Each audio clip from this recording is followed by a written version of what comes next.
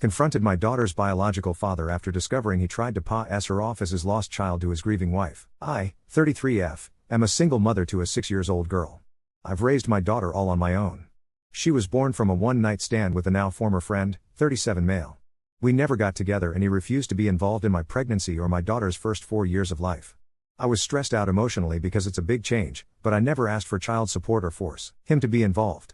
I have enough income to send my daughter to private school. I'm perfectly fine on my own. The issue started when he reappeared from wherever he went and decided he wanted visitation. He's not in my daughter's birth certificate. Father is listed as unknown. He wanted to have that amended. I said no, and that if he wants, best he'll get is to meet her in outings with myself or my daughter's godparents.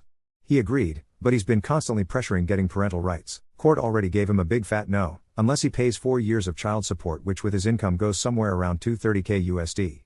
He hasn't paid a cent. My daughter doesn't even call him dad. Or recognize him as dad. She calls him Mr. I keep it very clean. I never bad talked him, never made up stories. When she asked about her father, I used to say it was just the two of us. Even during court, the assigned CPS agent testified that my daughter had no affection or clear relationship with her biological father. Now the main issue happened in a PTA meeting. He would say things like my family thinks or what is best for my family. I didn't agree with him and I voiced by saying my daughter has different needs and those are priority. He was clearly angry. After the meeting there was a moment for teachers and parents to mingle and just talk how the kids are doing. One of the teachers approached me to apologize, saying she didn't know my husband and I didn't like a project she was doing with the kids. I told her I had no husband and my daughter loved the project and wants to be part of it. The teacher then told me that my former friend was going around talking like he's my husband and he represents the family. I saw red. I walked to him and very loudly told him we needed to talk in private. In the parking lot I told him we were not a family and that he either will respect I am the only one that can make decisions on my daughter's education or he won't be involved. He went on about being her biological father, then I reminded him he had not paid a cent for the pregnancy, my daughter's needs, or even the private school my daughter is in. He hasn't tried to see my daughter since, which she doesn't mind at all. I asked her. I do feel a bit bad about what I said. Ida? I wanted to add this because the PMs are driving me insane. He has the money to pay child support. He chose not to pay. He was never prohibited from being involved. He had my phone number. I sent him picture and invited him to birthdays and other big celebrations. He never came. PSA, we are not in the US. I 33F going to preface this by saying my 6-year-old daughter's father 37M, I'm going to call him Jeff, has never been my romantic partner. We had a one-night stand. I don't like people calling him my ex, since it makes it seem we had some kind of emotional attachment. He was never involved after I told him I was pregnant, and actually wanted me to terminate the pregnancy, but I decided to raise my child alone since I have enough money to raise her without child support. For the whole pregnancy and the first 4 years, Jeff was not in the picture. On my mother's recommendation, I did send him pictures and invited him to special events, but he always replied he had no interest in my daughter. 2 years ago he reappeared and began demanding parental rights. When I didn't do what he wanted, he sued, and was told no, he was not getting parental rights. He was given the offer to pay child support and then we can revisit giving him actual rights, but he has refused. He has the money, much more than me, but he refuses. I still offered to let him see my daughter in a casual manner, no child support needed, with the agreement anything legal, medical, or educational will not involve him. He pushed the boundaries and we had a fallout. After that, we didn't hear from him for almost 6 weeks before he called to meet for Christmas. After much discussion, I agreed to bring my daughter over on the condition my daughter's godparents could come. Thus we went over for Christmas dinner. And finding out Jeff is married and had never told his family he had a child. It was great to be judged by a bunch of strangers. It was uncomfortable the whole time. I'm going to use fake names, but let's say my daughter's name is Katie. His wife kept calling my daughter Gabrielle, not the actual name she used, but it was that different to my daughter's name. The wife was also very physical, trying to pick up my daughter or parent her. I would block her or tell her to please let me deal with my child. The whole time she pretty much ignored me, but Katie didn't seem nervous so I decided to just bid my time. I hit my limit when my daughter said she needed the bathroom and the stranger went, "Oh Gabby, you need potty? Let mommy change you." My daughter hasn't worn diapers in a while now and she's more than capable of going alone to the bathroom. I immediately told her to stay away from my daughter and that we were leaving. The woman started wailing that I was kidnapping her baby girl and tried to lunge at me. Her in-laws got in the middle and hold her, consoling her and saying that we weren't leaving and for her to calm down like she was the victim. At that point I just glared at Jeff and told him he better explain or I would be calling the police. He asked me to speak in private in another room and that I could just leave my daughter with his parents. No way that would ever happen. Katie's godparents took her with them despite the wife having a full meltdown.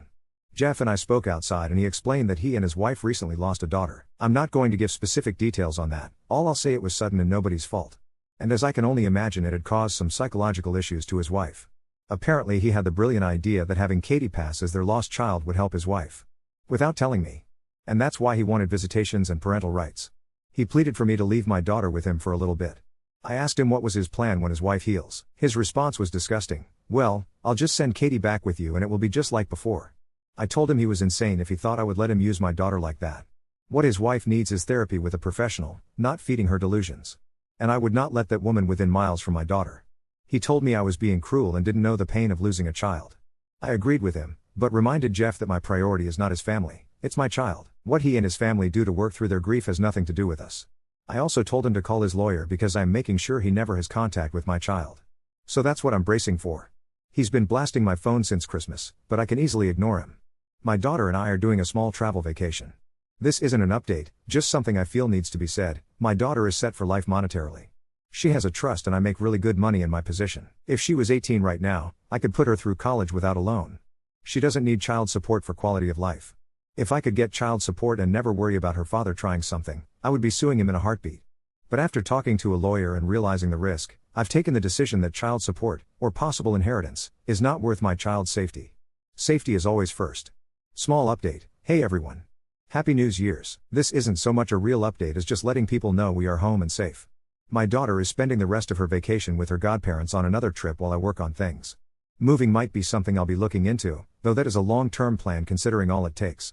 I won't share too many details on what my lawyer is going to be doing, but we are absolutely going to push for enroll. I might not post for some time. At least not until things settled. I do appreciate all the support and good advice. I'm taking a lot of it into account as I plan how to move forward. Update 1. For those that didn't know, I'm right now dealing with my daughter's father and his delusion.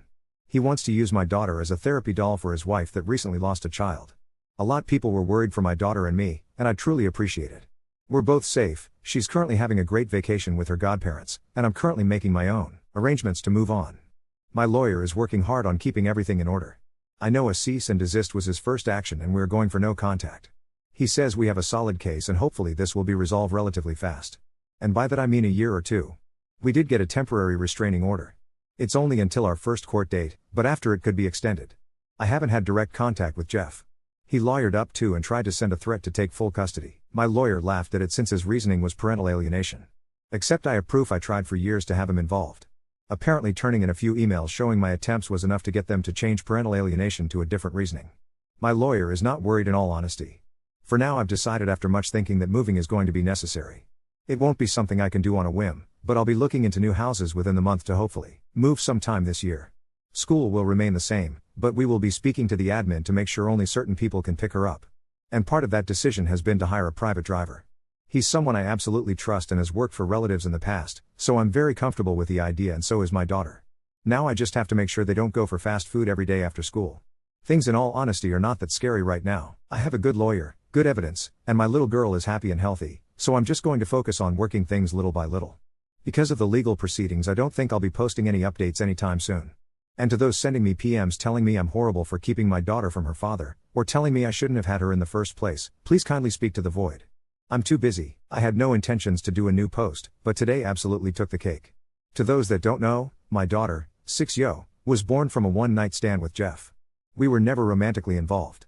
It was a simple one-night stand and we did use contraceptives, but they failed. It happens.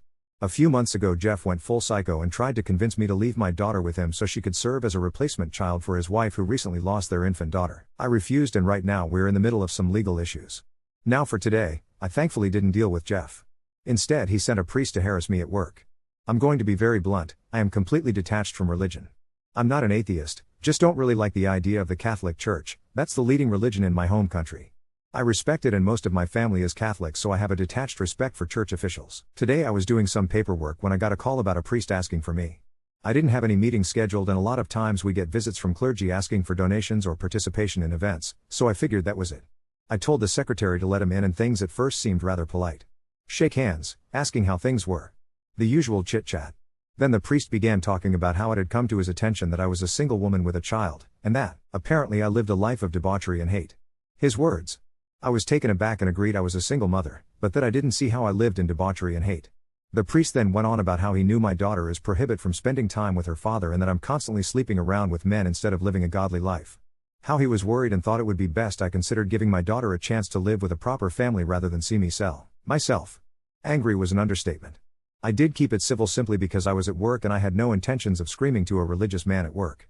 I simply told him that my daughter was fine with me, she lived a safe and happy life, my personal affairs were my own, and that I had no intentions of sending her to another household. I told him that if there was nothing else, he should probably leave as I had other things to attend to. He then showed his hand, and that's how I know it was Jeff's doing. The priest told me he didn't think my daughter would be a happy child with me, but her father was well respected in his church and he knew he would raise a proper Christian lady. At that I laughed, and simply said no. I once again recommended he left, and if he didn't, I would be calling security. He left saying he would try to speak to me again when I'm not being hysterical. I told my secretary and our security not to let him into my office again. And I called my lawyer. I don't have audio, but we do have security feed from him walking into my office. Update 2. Hey Reddit. This came up far earlier than planned, and while I'm happy to announce my daughter and I are finally free, there are some sad news mixed in. Just to recap, I, 34F now, have a daughter, 6F, with Jeff, 37M. We never dated. It was a one-night stand where protection failed. I never regret having my daughter despite Jeff demanding me to end the pregnancy, then refusing to be involved for my daughter's first 4 years of life. 2 years ago, he reappeared demanding parental rights. Our country's courts deny it since he was not in her birth certificate, his decision, and he had never paid any kind of child support. Turned out he didn't care for my daughter, all he wanted was to use her as a replacement for a child he lost with his wife. Now, before I go to the update, I did get a lot of questions to answer. 1. Did I know Jeff was married? He wasn't when we had our one-night stand. 2. Are you interested in Jeff? No. I'm aromantic. Meaning I do develop romantic feelings. I don't think that's a healthy mindset for a long-term partner, so I refuse to date. I was okay with one-night stands until I had my daughter. 3. Why did you send information to Jeff? Because my mother recommended it and she was absolutely right. Had I not done so, he could have sued me for parental alienation. By trying to get him involved, I actually came out far better situated to prove I'm not trying to keep him away out of spite, but because I truly think he's a danger. 4. Why don't you talk more about your daughter's emotions/status? No? No offense, but I give just enough information on my 6 years old. I don't think people in Reddit are bad, but this is the internet. I don't really need to speak in-depth details on my child's mental state or her actions. What I want to share about myself, that's fine. I'm a full-grown woman.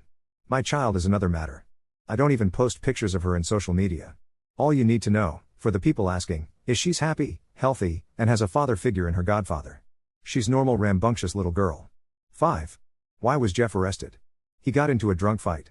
Assault charges. It's completely unrelated to my kid, but could have been used for custody matters.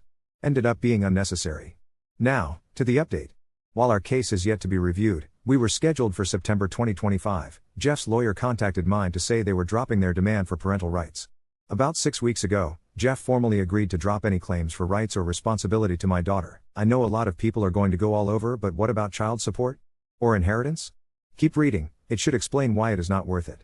My lawyer went over the documents to make sure it wasn't a legal trap of sort, and he confirmed they were exactly that. He wasn't asking for anything in return, just a drop. I didn't question more, just had it signed, and now we need to wait a couple of weeks to get confirmation everything is done. Since both parties agree on this, it should be relatively quick to get it through the courts. If it sounds weird that he suddenly just gave up, I thought the same. To be sincere, I was half tempted to snoop around, but I was way too busy making arrangements. As some people suggested, I will be moving. I won't leave the country I live in, but I plan to move closer to my support system, my daughter's godparents. Turns out there's a property less than 5 minutes away from them on sale. There's no home built yet, so I have a lot to do, but that's my intended new home. We also got not 1, not 2, 3 dogs. The cat probably is planning my murder. So with all of these changes, I have to admit, I didn't have time to snoop. The thing is, the whole thing came to me rather than me need to look. I met with Jeff's in-laws. It was pure coincidence, I waiting on some things in a store and they were there. I had met them in passing in that mess of a Christmas party last year, but this is really the first time we talked. My daughter was thankfully at school since the topic was heavy. They recognized me and asked if I could speak to them. I wasn't sure, but I decided to be polite and offered to buy them a coffee. They were very nice. Not entitled at all. They explained they were sorry for their daughter's behavior. She had not been the same since she lost her child. Those who called out that she was using her dead baby's name on my daughter were right. And they just wanted to clear the air with me. I told them I didn't personally blame them, but I couldn't forgive their daughter and she was a big worry. That's when things hit the fan. The mother started crying and the father explained Jeff's wife passed away. Self-inflicted. I feel like crap for the things I told them. I apologized, but they were very gracious and told me they knew I had no idea. We talked a little about her, about their grandchild. I found out what Jeff told me about how his child died was a lie. And now I don't feel so kind as to keep it wrapped up. He shook an infant because she was colic. If you don't know what that is, it's when babies just cry nonstop. I was angry. I'm still angry. No one should ever shake a baby to the point they pass away. That's just diabolical in my opinion. He had told me she just passed away from sudden infant mortality. It's a common thing here, unfortunately. They talked about Jeff and how he sworn up and down I would agree with his idea to have my daughter pass for their lost grandchild. And that would help their daughter. They were not really thinking straight, and I get it. Jeff is a charmer and mix that with grief, it goes nowhere well. There were other things said, but the main thing was they didn't want any resentment on my part to their family or their daughter. I told them that I don't hate them or their daughter, and how sorry I was they had to go through all of this. They gave me a picture of my daughter's half-sister. She was a very cute baby and I plan to one day explain things to my daughter. I think it's important she knows. I also know where Jeff's wife and her baby are buried. I think not yet, but when things aren't as raw as they are right now I'll take my daughter to visit her sister. I called my lawyer after to give him these new details. He did reprimand me for speaking to the in-laws alone, but he understood the situation.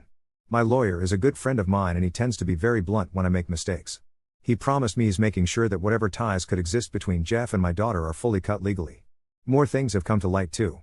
People were right, Jeff was pretty much lying to everyone trying to paint himself as this saintly father that couldn't possibly be part of his one surviving daughter's life. A lot of people immediately judge single mothers here as homewreckers or prostitutes, so I had a few bad encounters with people throwing insults and threats my way. Another thing that came up, which was relatively recent. This was about 2 weeks before he gave up, Jeff began telling people he offered to marry me, but I refused him. That I was always after his money. Thankfully that one lie didn't go far with most people that know both of us, since I've made it very clear throughout my life that I'm never getting married. And I don't need his money. I got into a high-income job to care for my mom. And now my daughter. I don't really care for excessive luxury. His wife passed away not long before he sent the agreement he didn't want anything to do with my daughter. It does explain why Jeff gave up. I still think he's the most horrible human being that exists. And entitled murderous bastard. He felt entitled to my daughter, he failed his wife, and killed an innocent baby, and I know he knows I'm posting this on Reddit, so if you read this Jeff, I hope if karma really gives you everything you deserve. I want to say more, but I don't want to break Reddit's rules. But yeah, here's the good news mixed with terrible news. I might update this post if anything else happens, but I want to believe this is over. I just want to close this chapter and look into a new start. Small disclaimer, I don't know how he got away with killing his child. I have no access to police records or investigation. I'm not part of law enforcement or involved with any judicial entity. For people asking me for more information on it, I'm really sorry, but I can't give you a full legal case. I personally don't know how some people in Reddit get access to police records that easily, because I certainly don't have access to them. All the info I have is what I'm told by others, chisme, or what my lawyer can find. Update 3. Well, it's been 3 months and good news all around. To begin with, we're finally free of Jeff. Life is pretty much back to normal. My daughter only asked about Jeff once when we went to the park we would meet him at, and it was to make sure Mr. was not there. We also went together to her baby sister's grave. I explained to her as best as I could.